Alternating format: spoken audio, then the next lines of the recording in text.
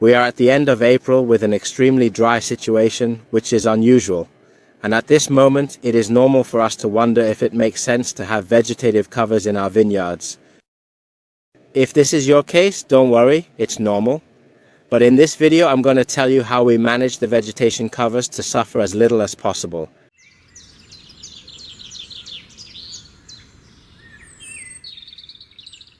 Vegetable covers have a ton of benefits. They protect the soil from erosion, generate biodiversity, capture carbon, and enrich the soil with organic matter.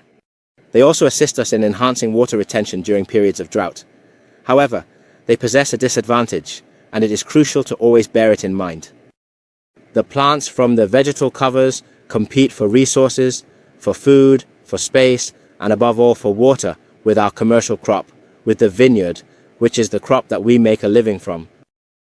We must fully understand this competition and take the appropriate measures to ensure that we do not jeopardize our pocket or our commercial crop by taking excessive risks.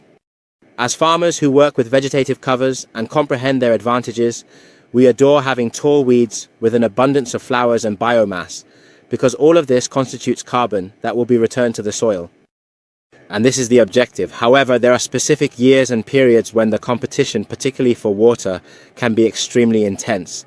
And at this moment, on occasion, you have to make certain sacrifices to enhance the ground, to enhance the environment, without assuming excessive risks. When discussing sacrifices, I don't intend to harm the vegetation cover in any way, although I'm certain that we have all considered it at times. It might seem like the simplest and quickest solution to end our suffering. However, this is not a solution in any way. When I talk about sacrifices, I mean sacrificing biomass, flowering, biodiversity, or at least a part of it, even if only to a small extent. In a normal spring, we would have some really impressive covers here, lots of plants, lots of vegetation, lots of insects already buzzing around, which would be great at a time like this when the vineyard is starting to come alive. However, this would result in a substantial amount of evapotranspiration, which is something we need to be cautious of and consider as our adversary at this time. In extraordinary years like this one, where drought is practically causing devastating effects on the entire peninsula, we must take measures to control the vegetation before it becomes a major problem that exacerbates the already dire situation. When I mention control, I basically mean mowing the grass like we have already done here, as exemplified. You all can see that it is already drying up. This summer camp appears more like a field rather than a spring. When we dry the grass, we sever the flow of sap from the plants. We cut off evapotranspiration by interrupting the supply of water to the plants. These plants, which are drying up due to our clearance, are already very small in size, with very few leaves and lacking the ability to transpire. We possess soils with a minimal number of water reserves, and this requires to be considered. And the plants, the vines that are starting to move, are going to need all the water they can get if it does not rain, which does not seem likely at this point in time. So, what we have done here, and we did it approximately 15 days ago, was to reduce the vegetation cover as much as possible in order to decrease evapotranspiration, to slow down all the numerous pumps that are present in this location, which are extracting water from the ground. If we were to plow, we would destroy the soil protection, we would destroy the cover, we would destroy organic matter that helps us retain more water. That's the reason why it's not the solution. The solution is to cut. If we're lucky enough this year and it rains, a lot of these plants will sprout again, resulting in the generation of more biomass. Even some of them are going to bloom, and if it doesn't rain, well, no big deal. The ground is still protected. Throughout these months, these plants have been functioning, enhancing the soil microbiology, retaining, capturing carbon, enriching the soil with minerals, and enhancing the system with biodiversity. Now we are going to take a break, but after the summer, these plants will be ready to come back out in order to engage in another campaign and continue our efforts. Acquiring for us all of these benefits that we can uncover in the vegetative covers is of utmost importance. If we were to cultivate the soil currently, we would need to start from square one again in the upcoming year. That's why I'm telling you it's not the solution. It's also true that at this time of year, or a little later, a little further into spring, we like to go roller cropping to get mulching, just like we tell you in some of our videos on our YouTube channel. And this year we were unable to do it because the plants were not tall enough to pass the roller.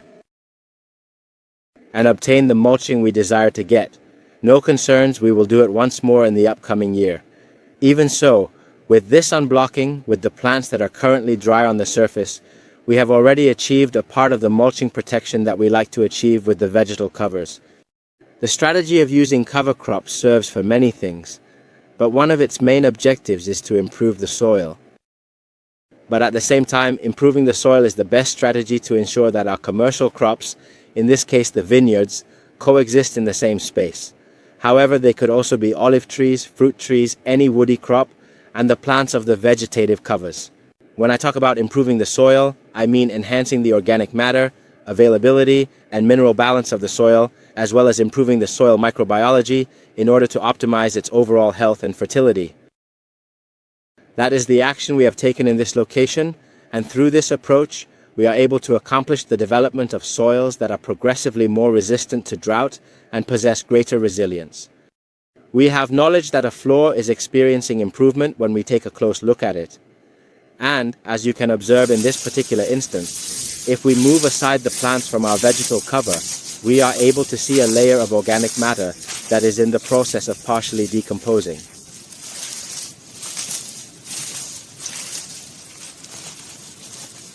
In spite of the drought, we continue to observe mushrooms flourishing in this area, with dry plants present throughout, all exhibiting a highly darkened appearance indicative of the rich organic matter that abounds in the environment. This is the crucial part. This is what a soil requires. This is what we accomplish by using compost and manure, as we have also demonstrated to you in some of our videos, by loosening the soil, as we have also demonstrated to you in some of our videos, and most importantly, due to the appropriate management of vegetative cover. Therefore, what we recommend to farmers during this period, in extreme drought conditions like the ones we are experiencing now, is not to use the cultivator, but to cut the vegetation covers instead. We advise them to stop thinking about biomass, biodiversity, and flowers for a few days or weeks, and instead focus on the vines and the soil. Therefore, by making this cut, we cut off the water pump, leaving the few remaining reserves in the ground for the vines, and also, if we're lucky and it rains, this mulching that we've created with the cut vegetation covers, with the dry plants you see here, will retain much more water and slow down the transpiration, the evaporation of water from the ground. So, we are going to hold back, we are going to sneak in, and we are going to be able to fill up the water reserves even more to get through the next few months.